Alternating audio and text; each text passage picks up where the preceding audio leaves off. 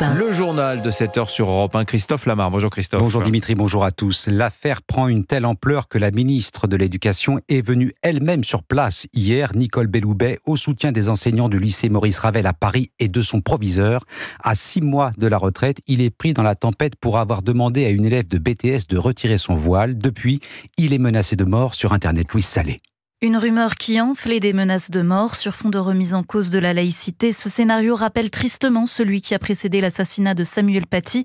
Nicole Belloubet s'est donc empressée de dénoncer hier les attaques dont fait l'objet ce proviseur. Nous devons tous y être attentifs puisqu'on sait très bien ce qui a été à l'origine de l'assassinat de Samuel Paty. Et évidemment, nous sommes très attentifs à ce type de situation. Un soutien bienvenu dans un climat tendu. Le proviseur de Maurice Ravel bénéficie d'une protection fonctionnelle spécifique aux agents publics.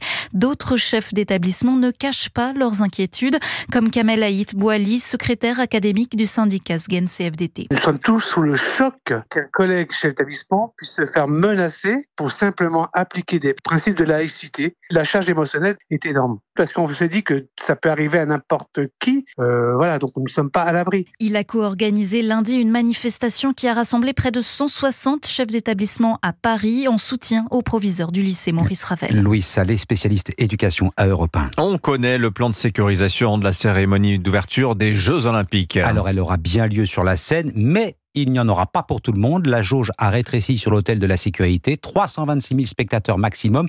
Une partie payante, une partie gratuite, mais sur invitation de l'État et des collectivités locales seulement. Jean-Baptiste Marty.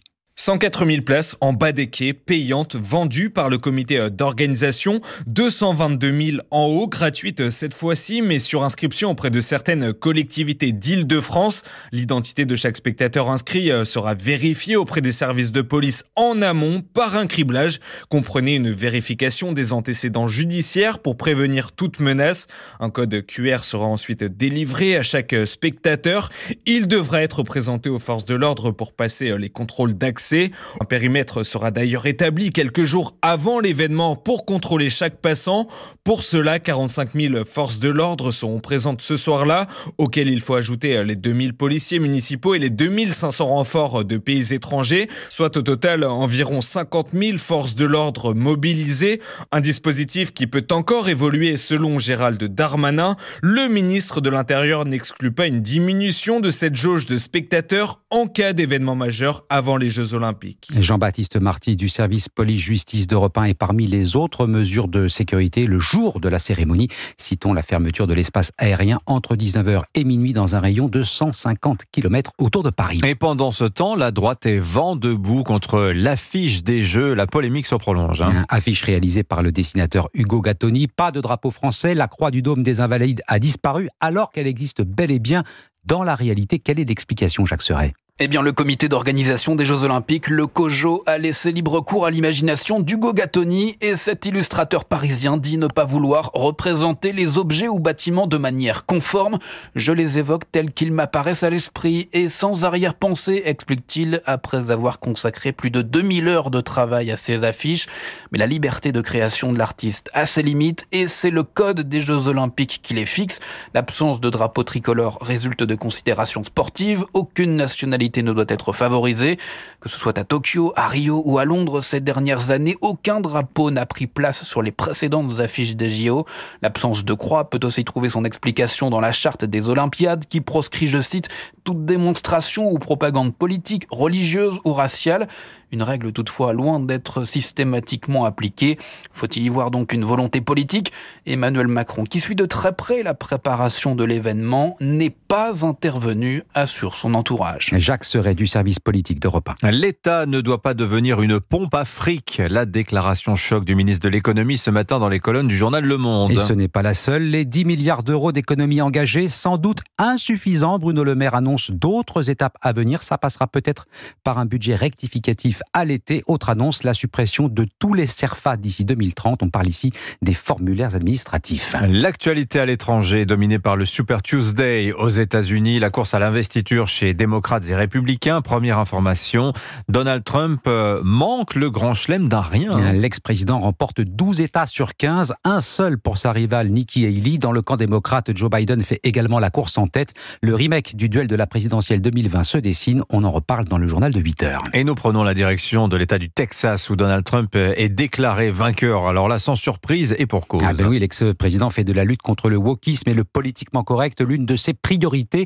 La contre-offensive s'organise avec l'ouverture à la rentrée prochaine de la première université anti-woke. Reportage de l'envoyé spécial d'Europe 1 à Austin, Sébastien Lebelzik. Les salles de cours sentent encore la peinture. La rentrée n'aura lieu que dans 6 mois, mais déjà les professeurs s'activent dans ce nouveau temple de l'éducation apolitique et tourné vers le débat contradictoire. Pano Canelos, président de l'université d'Austin.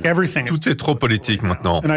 Et je pense que l'université aussi a cette tentation dorénavant de se voir comme un acteur politique avec un programme social. 200 millions d'euros ont été récoltés auprès de donateurs privés pour ouvrir cette université unique aux États-Unis et qui promeut la liberté d'expression. Patrick Gray est professeur de littérature. Ce n'est pas un secret. Les universités sont dominées par les idées d'extrême gauche.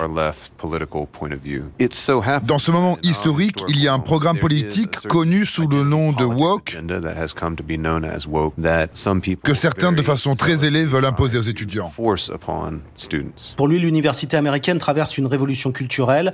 Elle veut effacer le passé, tirer un trait sur l'histoire, avec le risque de transformer l'enseignement en arme politique. À Austin, Sébastien Lebelzik, Europe 1. Et le football, Paris peut toujours compter sur son Kylian. L'attaquant qualifie le Paris Saint-Germain pour les quarts de finale de la Ligue des Champions. Victoire 2-1 hier soir face à la Real Sociedad. Et qui a marqué les deux buts, Dimitri ? Kiki. Bien sûr, merci Anissa. Je vois que vous suivez. Le plus fort, c'était évidemment Kylian, Cyril de la Morinerie.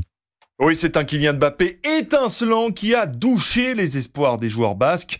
L'attaquant de 25 ans qui a joué l'intégralité du match a réalisé un doublé. Un premier but à la 15e minute grâce à un enchaînement magnifique, une feinte et une frappe puissante. Un deuxième but en seconde mi-temps. Il fallait rester éveillé, souligne Kylian Mbappé au micro de Canal+. On savait tout de suite qu'il fallait pas dormir parce que voilà, 2-0 c'est un score un peu traître. S'ils avaient ouvert le score, ils auraient poussé avec le public, donc il fallait tout de suite doucher les espoirs. C'est ce qu'on a fait et on est très content de retourner au quart de finale. Et après avoir été peu utilisé par son entraîneur lors des 3 derniers matchs, Kylian Mbappé a répondu aux polémiques sur le terrain, mais aussi après la rencontre devant les caméras. La star assure ne pas être en froid avec Luis Enrique. Il n'y a aucun problème avec lui, même si les gens peuvent penser qu'il y a un problème. J'ai bien des problèmes, mais le coach n'en est pas un. Les Parisiens de Kylian Mbappé connaîtront leur adversaire pour les quarts de finale de la Ligue des Champions le 15 mars prochain. Cyril de la Morinerie et le Bayern Munich rejoint lui aussi les quarts de finale. Les Bavarois se sont imposés 3-0 face à la Lazio Rome. Merci Christophe Lamar, c'était votre journal.